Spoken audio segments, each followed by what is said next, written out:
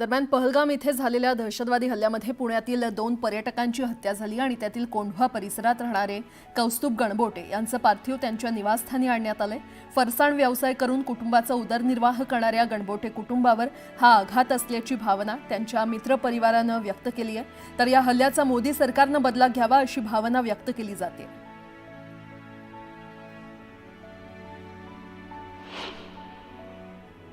आमच्या भागातील प्रसिद्ध गणबोटे फरसाण हे त्यांचा व्यवसाय होता व इथं त्यांचं राहणीमान एकदम चांगलं व एकटे असल्यामुळं ते होतकरू होते। पण हे पुलवामामध्ये झालेल्या घटनेमुळे खूप दुःख झालेलं आहे आणि इथल्या भागातील लोकांना बी हे झालेलं आहे। पण हे जो हल्ला झाला आहे त्याच्यावरती मोदी सरकारने चांगले कठोर कारवाई करावा, यांना एकदा संपून टाकावं अशी आमची इच्छा आहे इथल्या लोकांची। खरंच मोदी साहेबांनी तर पाणी बंदच केले, पण मी तर म्हणतो यांना पाकिस्तानमध्ये घरात घुसून मारले पाहिजे। त्यांना धर्म काय आहे ना, धर्म विसरून ते मारत होते ना, मग आपला पण धर्म काय आहे हे पण त्यांना समजलं पाहिजे। ही त्यांची लायकी आहे। खरंच एवढं हे होतं, संताप होतोय।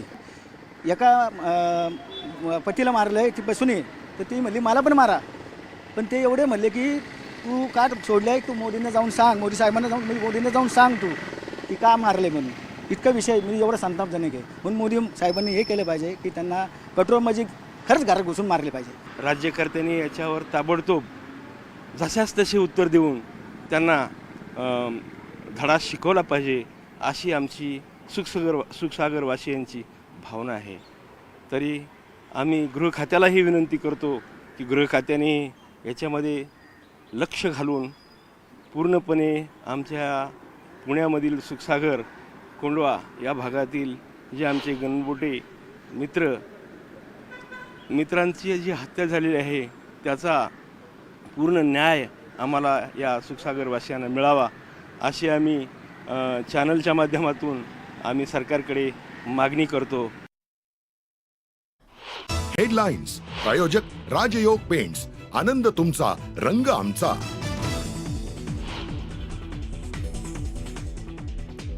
पहलगाम हल्ल्यानंतर भारताचा पाकिस्तानला दणका, पाकिस्तानी नागरिकांचा व्हिसा बंद, अटारी वाघा बॉर्डर 1 मे पर्यंत बंद, सिंधू जल कराराला स्थगिती, तर परराष्ट्र मंत्रालयाची पत्रकार परिषदेत घोषणा।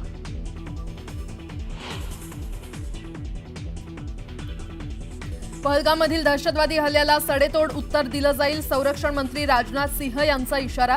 धर्म विचारून पर्यटकांना मारलं, संपूर्ण जग बघेल असं उत्तर देणार, राजनाथ सिंह यांचं वक्तव्य।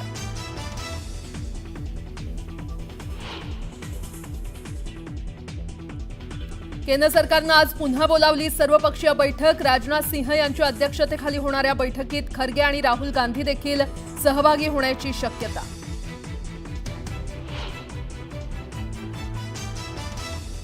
जम्मू काश्मीरमध्ये अडकलेले पर्यटक महाराष्ट्रात परतले, रात्री विशेष विमानानं सर्व प्रवासी स्वगृही दाखल।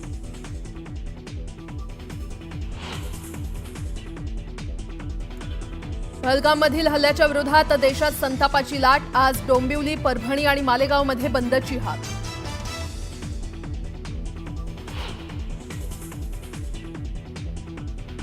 संतोष जगदाळे आणि कौस्तुभ गणबोटेंचं पार्थिव पुण्यात दाखल, थोड्याच वेळात होणार अंत्यसंस्कार, कुटुंबांना अश्रू अनावर, मोठा बंदोबस्तही तैनात।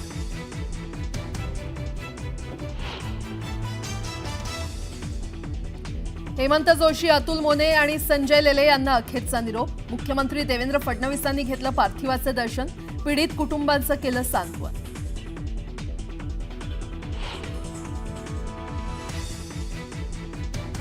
दहशतवादी हल्ल्यात मृत्युमुखी पडलेल्या दिलीप देसलेंच्या पार्थिवावर पनवेलमध्ये शोकाकुल वातावरणात अंत्यसंस्कार, कुटुंबियांसह नातेवाईकांचा फुटला अश्रूंचा बाण।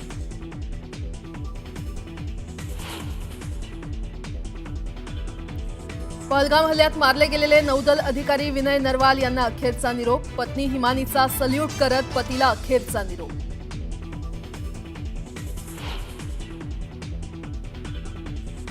भारतातील मुस्लिमांवर अन्याय झाल्याची भावना, हल्लेखोरांना वाटलं की मुस्लिमांसोबत चुकीचं घडतंय, रॉबर्ट वाड्रा यांचं वादग्रस्त वक्तव्य, तर वाड्रांनी माफी मागावी, भाजपची मागणी।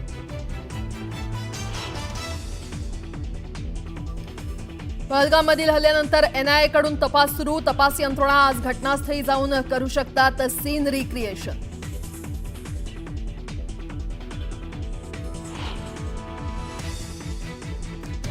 आणि IPLच्या मैदानात पहलगाम हल्ल्याचा निषेध. काळीपट्टी बांधून मैदानात उतरले खेळाडू. मुंबई आणि हैदराबादच्या खेळाडूंनी सामन्याआधी वाहिली श्रद्धांजली.